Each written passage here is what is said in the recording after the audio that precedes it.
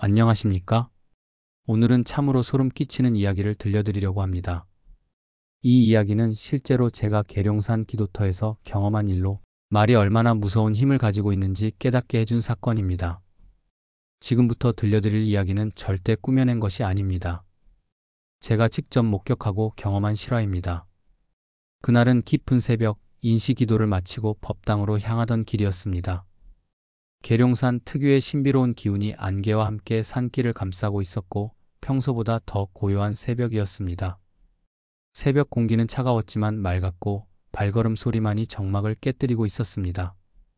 산길 양쪽으로 늘어선 소나무들이 마치 무언가를 지키는 파수꾼처럼 서 있었고 그 사이로 스며드는 달빛이 길을 은은하게 비추고 있었습니다. 그런데 법당 앞에 다다랐을 때 이상한 광경을 목격했습니다. 한 남자가 법당 앞에 쪼그려 앉아 있었는데 그 뒤로 보이는 존재가 정말 섬뜩했습니다. 눈도 없고 코도 없이 오직 입만 커다랗게 벌어진 여자 귀신이 그 남자 등 뒤에 바짝 붙어 있었던 것입니다. 그 귀신의 입은 보통 사람보다 몇 배나 커 보였고 마치 검은 구멍처럼 깊숙했습니다. 저는 오랜 기간 이런 일들을 경험해 왔지만 그토록 기이한 형상의 귀신은 처음이었습니다.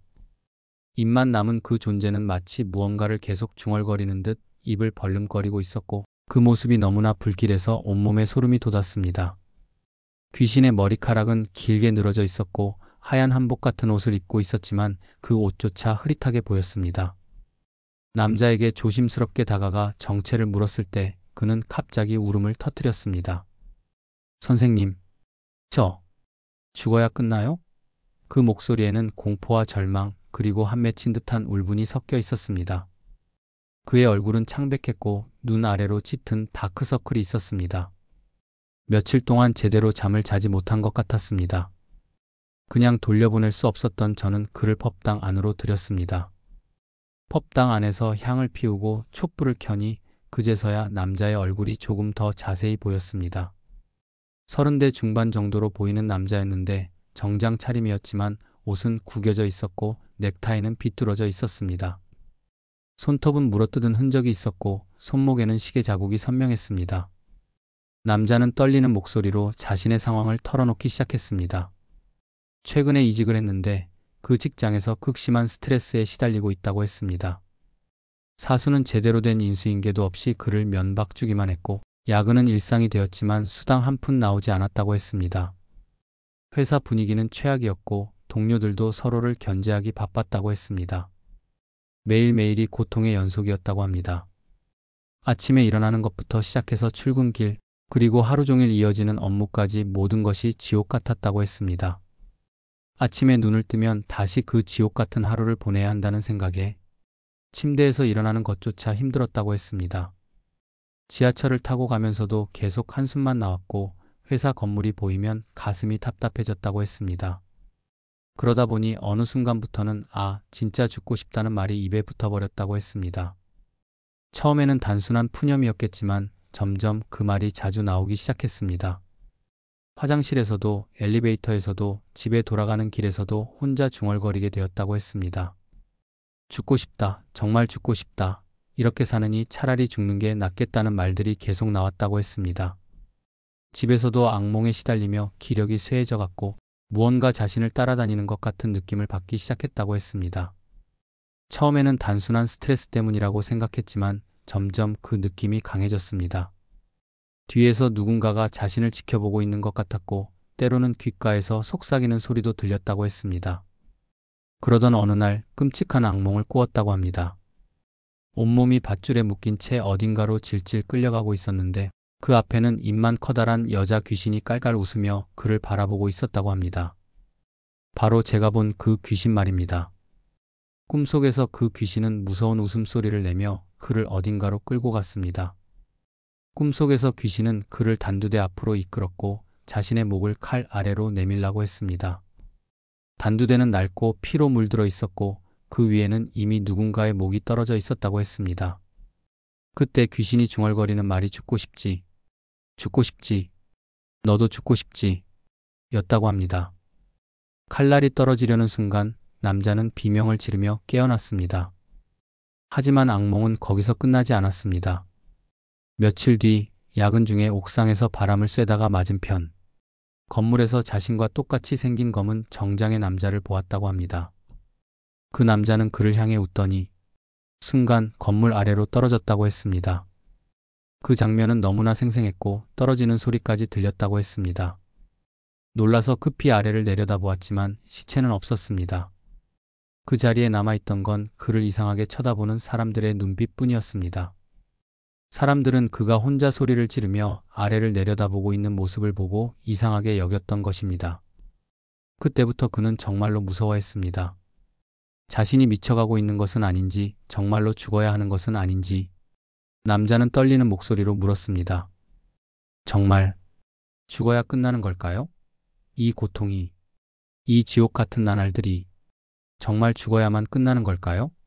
그 순간 저는 신령님의 기운을 느꼈습니다. 강한 메시지가 전해져 왔습니다. 죽고 싶다. 그 말을 노래하듯 반복했기 때문에 부정이 꼬인 것이다. 그제서야 모든 것이 명확해졌습니다. 남자의 말 속에 잡기가 응축되어 있었고 그 말이 귀신을 불러들였던 것입니다. 부정적인 말을 계속 반복하면서 그 기운이 점점 강해져 결국 입만 남은 귀신을 끌어들인 것이었습니다. 그 귀신은 죽고 싶다는 말을 먹고 자라는 존재였고 그 말을 반복할수록 더 강해졌던 것입니다. 저는 즉시 남자에게 부정을 떨칠 부적을 써주었습니다. 그리고 신령님께 청해 제를 지내며 정화의식을 거행했습니다. 향을 피우고 정성스럽게 기도를 올리며 그 남자에게 붙어있던 부정한 기운을 씻어내는 의식을 진행했습니다. 촛불을 켜고 경을 읽으며 그 남자의 몸과 마음을 정화하는 시간을 가졌습니다. 의식이 진행되는 동안 남자의 얼굴색이 점점 좋아지는 것을 볼 수 있었습니다.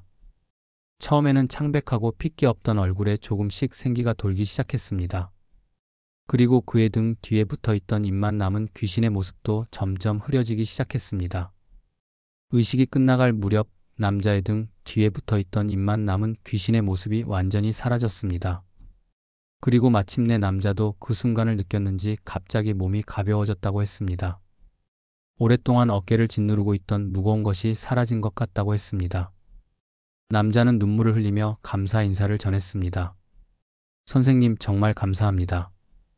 이제부터는 말 조심하겠습니다. 죽고 싶다는 말 절대 입에 담지 않겠습니다. 제가 얼마나 무서운 말을 했는지 이제야 깨달았습니다. 그 다짐을 남기고 떠났습니다. 며칠 뒤 연락이 와서 직장 상황도 많이 나아졌다고 했습니다. 여러분, 이 이야기를 통해 말씀드리고 싶은 것은 말이 얼마나 무서운 힘을 가지고 있는지에 대한 것입니다. 말이 기운을 만들고 기운은 운명을 바꿉니다. 입에서 나오는 말이 귀신을 부르기도 하고 복을 부르기도 합니다.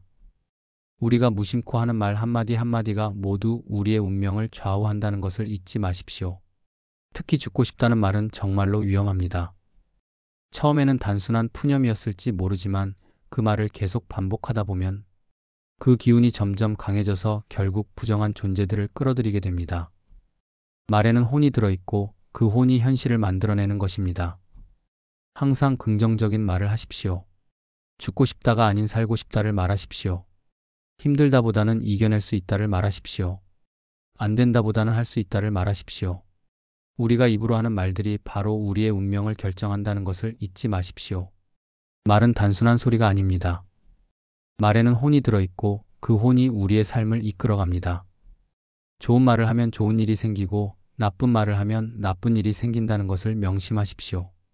오늘 이야기가 여러분께 도움이 되었기를 바라며 앞으로는 항상 좋은 말, 긍정적인 말을 하시기 바랍니다. 말이 곧 운명이라는 것을 잊지 마십시오. 오늘은 여기까지입니다. 시청해주셔서 감사합니다. 구독, 좋아요, 알림 설정은 큰 힘이 됩니다.